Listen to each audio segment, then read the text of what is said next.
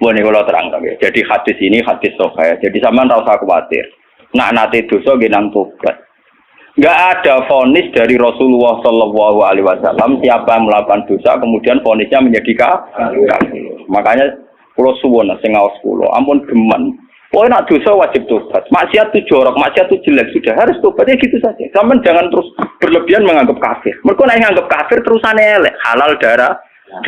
Sampeyan tak dudono. Tragedi di Irak, di Afghanistan itu tragedi ekstremis karena setiap orang mudah mengkafir. Sunni ngafir Syiah, Syiah ngafir nopo? Sunni. Jadi tragedi takfir itu ekstrim. Kita tidak menganalisis secara politiknya ya dibikin kelompok tertentu. Nah ini yang masalah tradisi nopo takfir. Tradisi takfir itu dulu makan korban Sidina Ali Muawiyah. Di Irak, di Afghanistan makan perang bersaudara. Takfir. Makanya ahli sunnah wal jamaah. Ya memang ahli sunnah juga punya resiko juga masalah aurat. Memang resikonya ahli sunnah mana? Ulama Islam Indonesia lewat India. Ulama India orang fanatik aurat. Jadi bar nikahan di masjid bariku yo tarian bareng. Enggak sih cicil babi tapi udele ra cicil. Dan mulai dhisik ulama India yang menengah ya akhirnya niru ulama Indonesia. Pas akatan yang ngundang kiai bariku ono konser dang. Aku ora bolak-balik diundang. Ya ngerti ana konser dang. Gus puntene nek kaya terjenengan tapi mengke tetep wonten konser dangdut. Sing ngundang ya jujur. Tuh tekem celek tak omongi ngono. Wong tiang-tiang nyuwun dangdutan wis mah repot. Ya tapi kejemune aku ngizini. Ojo kok. Wae dangdut nggih padha ngertos wis nek niku haram. Lucu to nek Indonesia iku akad iku nak ra kiai ra marem. Orang mungkin sing ngangkatno kok sindan utawi dalang ya orang. Tapi kon ngilangi adat dalang sindan ya ora gaul. Kurang gaul. Acara anu kiai gak napa? Gak gaul. Mulai dulu lama ahli sunnah begitu itu diam. Wali songo mbek maksiat ngene ngoten iki diam.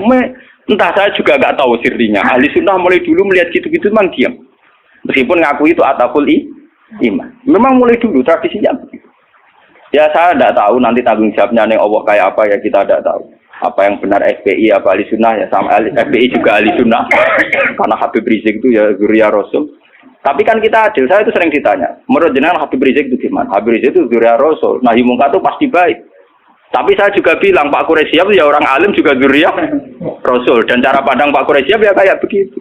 Kan nggak mungkin Pak Sinten Pak Habib Rizik tak bandingno madzhab Rukin kan tidak mungkin. Ana asape langit sampai bumi. Enggak, kita kan makanya saya itu ingin ya yang ngaji saya. Kalau Anda itu ittiba sama habaib, ya bandingannya habaib. Saya ini orang alim tapi masih belajar. Saya baca ideologi FPI, saya juga baca bukunya Pak Sihab. Saya bahkan baca karangannya Mbah Soleh Darat, karangannya Kalijogo. Meskipun saya juga baca karangannya Sunan Giri, Sunan Ampel. Jadi saya itu baca mulai ulama yang ekstremis sampai ulama yang munafik. Karena saya orang alim. Orang alim itu harus punya bekal banyak. Kita jangan satu arah. Kalau sampean mengidolakan Habib yang keras karena itu Habib, Mbah Quraisyab apa tidak? Habib. Beliau juga profesor doktor orang ahli tafsir. Tapi beliau tenang saja. Wawancara ning Metro TV. Sing wawancara ini lho, bintang blotor lho. Wong sing wawancarai sinten? Ini guru Pak Quraisyab wong alim soleh diwawancara ini ke tenang. Cara bahasaku merem-merem. Lho iki nyata gitu. Sing wawancari Pak Siap sinten? Ini ke bintang nomor ya. Udah biasa roh. Lho nak kula roe mergo wong alim peneliti ra sampean nek mati kan beda. Lho padha-padha roh tapi bijine beda, paham? Yo beda to. Wong alim nak ngamati iku neliti. Nak wong awam nek tulisane tetep beda. Wah, padune jenengan ora tetep beda so ayo percaya. Ayo awis ning akhirat cocokan. Tes sebenarnya. Kau wong alim mulai, gue roh kitab gue selalu mutolaah. Tambah di eling. Bodoh-bodoh bergelau film. Pak Sihab itu biasa. Ya memang beliau gitu. Memang ya beliau punya sanad juga. Punya sanad juga cara ngadepi masyarakat begitu. Apalagi sanad itu didukung fakta. Kiai yang sabar berdakwah tanpa menfonis, toh nyatanya lebih bisa dandani ketimbang yang main fonis. Makanya kita punya khazanah dulu ada Gusme. Ya banyak. Makanya ini guyonan saya dulu zaman di Sarang itu begitu. Lonte iku wong ahli maksiat. Maling yo ahli dalam tradisi ahli sunnah, kitab-kitab ojo kancanan wong nakal mari katut. Nah, itu juga benar. Sing jenenge kancanan wong nakal tuh rawan katut nakal. Tapi kita juga punya satu mandat, satu metode. Barang mungkar dadekno apik. Awal iso dadekno apik kudu gelem kenal, gelem ngandani. Nek kenale ra gelem piye carane? Ngandani. Jadi kita kan punya dua aturan. Sing sitok kon dandani berarti kudu gelem kenal. Sing sitok kudu ngeduwi ben ora terkontami. Ya saiki yo ngaca awam dhewe to gen ngilu. Gusti kula jenis dandani apa jenis katut lah. Ketara to. Ngilu. Barang misalnya lonte lelek, oh anak ini sakit Gusti ngandani ini. Anak ayu, wah bener sakit. Podo masalah duit kayak ngoten. Aku iso ngeduwi pejabat. Sebenarnya contohnya RT BRW panjang dalam TPI cilik. Ngeduwi bupati, mikir dene. Kulo nggih sering dikoncon, kulo lho Gus, sampe pejabat mboten nate kulo. Kulo teng petinggi mriki ra tau dolan Gus RT RT. Cangkemmu contoh kok petinggi. Lah anak bupati teko mbok ora lagi dalem. Dari nate. Contoh ngeduwi pejabat di contohnya RT apa? Wah, curang.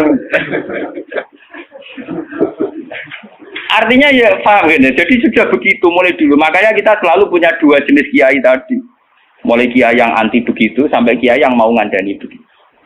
Ya sudah begitu. Mulai dulu orang-orang soleh ya begitu. Sampai delok teng kitab-kitab sufi. Biasa jenenge ulama top kancanan pendeta. Nanti tawaju pasut. Jadi ada Abu Yazid itu nate tenggene padang pasir ketemu pendeta. Pendeta resi soleh tenan. Ya Abu Yazid, sama ini terkenal wali.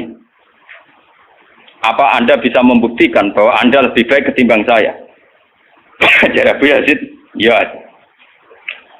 Kamu minta apa Abu Yazid? Saya minta makanan yang enak. Ini pendeta ini dulu langsung nonton wapel orang macam-macam. Karena saya juga orang dekat Allah. Barang Abu Yazid waya dene. Gak gelem deh. Enggak, saya enggak minta apa-apa. Loh, berarti kalah be aku ndonga Allah sing dibadani ke ora ya malah menang aku ya. Kenapa? Saya memilih yang dipilih dia. Maksudnya yang dipilih Allah. Jadi aku ya ora njaluk ya ora apa. Ini malah beritane masuk Islam. Sungguh Abu Yazid, kamu enggak pernah memperdaya Tuhan.